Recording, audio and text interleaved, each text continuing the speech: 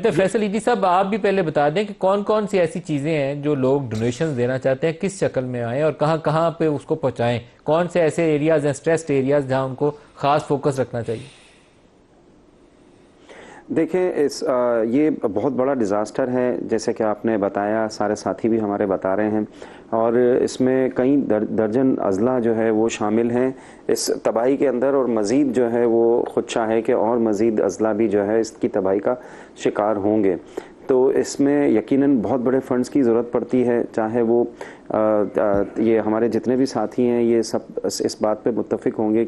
अभी हमारी तकरीबन जो है वो बहुत सारी टीमें रेस्क्यू का भी काम कर रही हैं और रिलीफ का भी काम कर रही हैं। शुरू में सारे लोग रेस्क्यू कर रहे थे, अब हमने स्प्लिट कर दी है अपनी टीमों को दो हिस्सों में, एक रिलीफ का काम कर रही है, एक रेस्क्यू का काम कर रही है, और ये रेस्क्यू चलता रहेगा कंटिन्यूस जब तक ये रेले मुख्तलिफ इलाकों की तबाही करते हुए आगे की तरफ बढ़ते जाएंगे। और हमें भी दरिया के साथ साथ जो है वो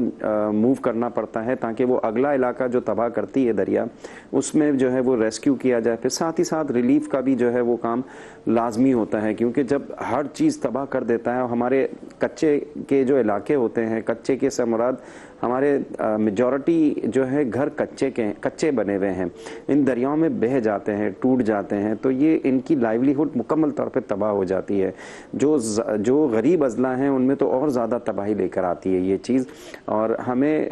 रिलीफ साथ में रिहेबिलिटेशन, थर्ड जो फेज़ होता है, रिहेबिलिटेशन में कोई ना कोई फेज़ अदा करना चाहिए तमाम तरह ऑर्गेनाइजेशंस को। अगर हम मिल के कुछ कर सके, मिल के मुराद ये कि हम